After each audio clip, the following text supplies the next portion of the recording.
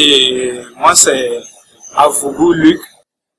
Je suis représentant de la Fédération des industries de l'agroalimentaire et de la transformation du Burkina, en abrégé FIAB, qui est la structure chef de file du secteur privé rural au Burkina Faso.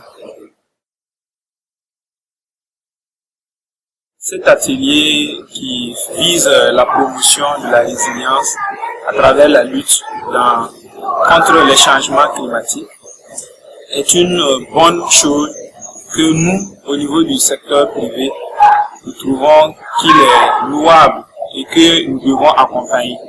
Voilà pourquoi on est là à cet atelier.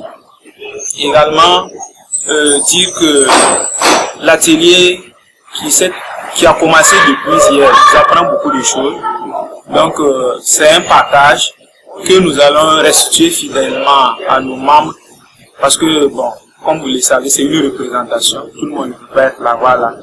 Donc, maintenant, quand il s'agit de notre perception de la résilience, qui est une problématique plus que jamais d'actualité, pour nous, c'est pas facile quand chaque fois, bon, il faut parler de résilience dans notre pays, mais cela constitue une préoccupation réelle que vivent nos populations au quotidien. Donc, voir des gens, des partenaires se battre pour renforcer la résilience sous nos tropiques, cela est une très bonne chose qu'il faut encourager. Et également, la problématique des changements climatiques, elle est plus que d'actualité également. Les questions environnementales, de plus en plus, même au Burkina, il y a les saisons qui varient. On doit faire face à souvent des inondations. Je parle du 1er septembre 2011 qui nous a tous marqués. Donc cela témoigne en fait qu'il y a beaucoup de choses qui changent dans la nature.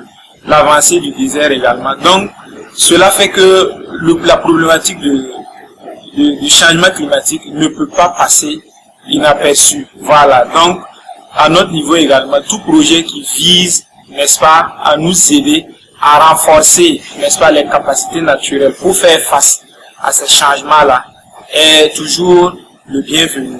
Donc, c'est une très bonne chose et nous n'avons pas assez de mots pour remercier les initiateurs de ce projet-là.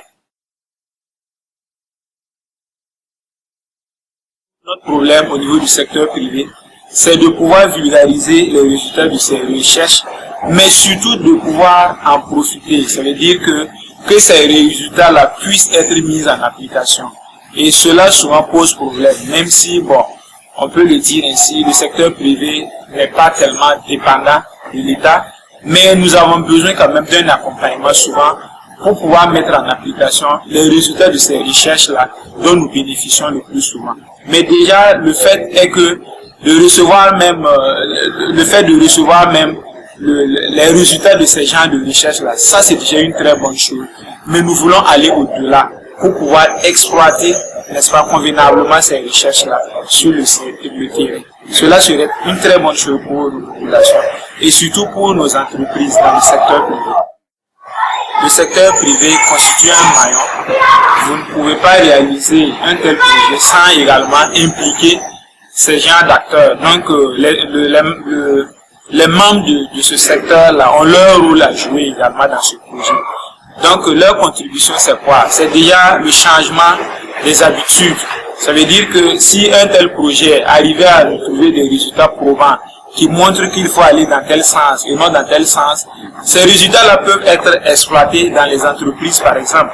Et ces résultats peuvent nous amener, par exemple, à accroître la productivité au niveau de nos entreprises. C'est ça aussi qui fait le problème au niveau du secteur. Notre problème, c'est de pouvoir accroître le rendement de nos entreprises, pouvoir bien produire en quantité et en qualité, et pouvoir écouler aussi. Et le fait que ce projet prend en compte 5 thématiques, dont il y a le marché, le capital humain et tout, ces thématiques-là, on peut le dire ainsi, concernent également et surtout le secteur privé, qui vraiment rencontre des difficultés dans ce genre de thématiques. Voilà. Le secteur privé est souvent cité comme un élément ou bien une partie qui détruit en fait l'environnement. Ses effets sont le plus souvent comptés au niveau de l'actif en fait des destructeurs. Et cela est une réalité sous d'autres tropiques. On peut, les grandes puissances notamment, d'abord, bon, la destruction de l'environnement, c'est le plus souvent les industriels. Mais cette réalité n'est pas forcément partagée dans notre pays, ou du moins dans nos pays où l'industrialisation n'a pas atteint un certain niveau, n'a pas atteint sa vitesse de croisière, si on peut le dire ici. Et que, en fait, nous subissons plus même le revers que nous contribuons à la destruction. Parce que, comme on le dit, nous sommes à un taux de destruction très minime par rapport aux grandes puissances où véritablement leur industrie a un impact considérable sur la destruction de l'environnement. Mais maintenant, est-ce que quel est, n'est-ce pas, l'effet de ces changements-là sur les entreprises? En fait, eux aussi, ils subissent parce que il faut disposer, n'est-ce pas, de matières premières de bonne qualité et également pouvoir produire, n'est-ce pas, à moindre coût. Donc, si on veut évaluer également, les entreprises aussi subissent en fait le revers de cette destruction-là. Donc, nul n'est à l'abri, n'est-ce pas, de la destruction de l'environnement ou des changements climatiques. Le projet, en termes de recherche, n'est-ce pas, aura besoin certainement de la collaboration des entreprises et également en termes de diffusion des fruits de ces recherches-là. C'est sûr que ces recherches-là ne seront pas rangées dans les tiroirs.